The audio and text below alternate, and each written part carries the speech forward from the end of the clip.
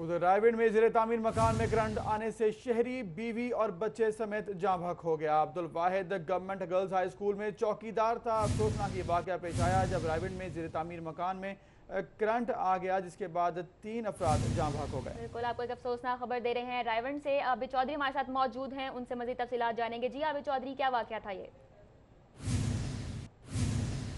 इंतहाई अफसोसनाक वाक़या रायगढ़ के इलाके में न्याज मीरा कॉलोनी है, जहाँ पर पेश है। यहाँ पर बताया जा रहा है कि वाहिद नामी शख्स है जो कि यहाँ पर गर्ल्स कॉलेज में चौकीदारा करता था। वो अपने ज़ेरे तमीर मकान को जो कि आज पानी लगा रहा था, किसी दौरान घर के ऊपर से 11,000 केवी की जो हाई वोल्टेज तारें हैं वो गुजर दी, जिसके बायस लकड़ी में वहाँ पर करंट आया और इसी दौरान करंट लगने के बायस वाहिद जो है वो अपने बीवी और बच्चे समेत मौका पर ही जाम बहक हो गया। इस वक्त लाशें जो हैं वो इब्तदाई कार्रवाई के बाद पुलिस ने वर्षा के हवाले कर दिया। वर्षा हमारे साथ मौजूद है, उनसे जानने की कोशिश करते हैं। जी बताइएगा कि कैसे वाक़या पेश आया, आपको कैसे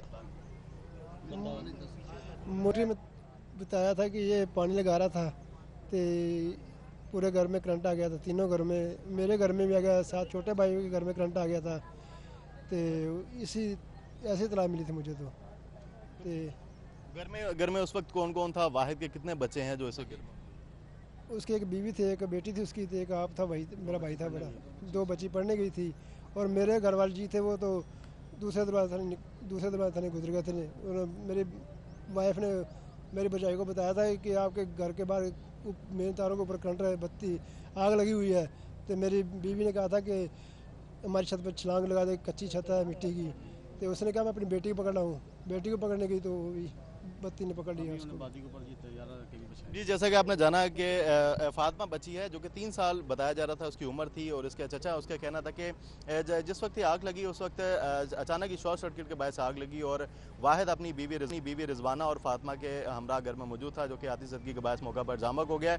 इस वक्त पूरे इलाके की फिजा सोगवार है। इलाका मकीन जो है उनका कहना था कि मकामी जो नुमाइंदे हैं यहाँ पर उनकी जानिब से कोई भी इमदादी कार्रवाइयाँ भी नहीं की गई।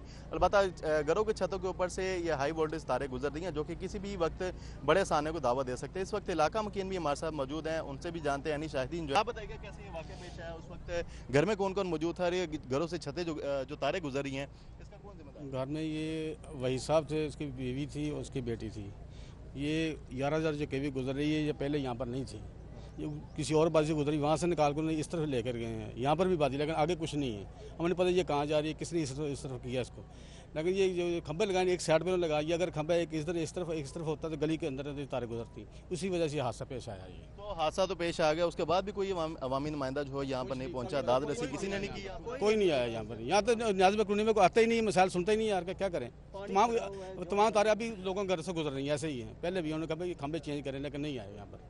जी, मजीद जो है वो ऐनी शाहिदीन हमारे साथ वो भी मौजूद हैं, उनसे भी बात करेंगे कि कैसे ये वाक़या पेश आया और इस इलाके में कोई भी उनका कहना है कि अवामी नुमाइंदा यहाँ पर नहीं आता, ना तो इनके कोई मसाइल हल किए जाते हैं। इलाका जो है वो जोहड़ बनता जा रहा है, लेकिन घरों के ऊपर से हाई वोल्टेज तारे जो गुजर रही हैं जो कि किसी भी वक्त किसी बड़े साने का सबब बन सकती हैं। इस वक्त मजीद जो मकामी अफराद हैं उनसे भी बात करेंगे, उनसे जानते हैं कि यहाँ के मसाइल क्या हैं और कैसे ये वाक़या जो है वो पेश आया। आप बताइए। जी, मैं जनरल काउंसलर हूँ भुच्चोगी गांव से, और ये मेरे गांव के रहने वाले हैं। ये अभी कुछ अर्सा पहले यहाँ पे आके रिहाइश की है इन्होंने। गरीब आदमी थे बेचारे, और ये वापडा वालों की नाअहली है कि उन्होंने ऊपर से गुजरती हुई तारों का कोई बंदोबस्त नहीं किया। यहाँ इलाके के सारे मकीन बहुत परेशान हैं, और ये तो नाहयत दुख की बात है कि पूरा ख़ानदान ही तबाह हो गया। अभी इसके पीछे 2 बच्चियाँ इसकी जो यतीम रह गई हैं, और वो बदकिस्मती से बेचारा अभी अल्लाह को प्यारा हो गया। लेकिन ये वापडा वालों को और हुकूमती अहदेदारों को चाहिए कि वो इधर इलाके के ऊपर गौर करें और इन मसाइल पर तवज्जो दें।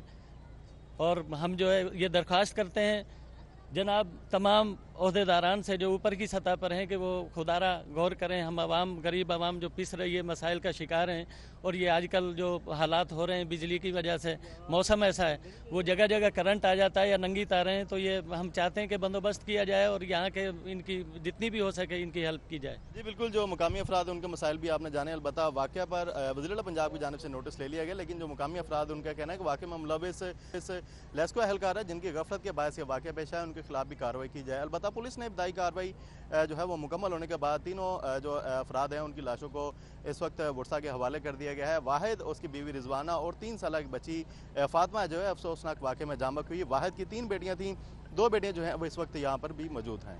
जी।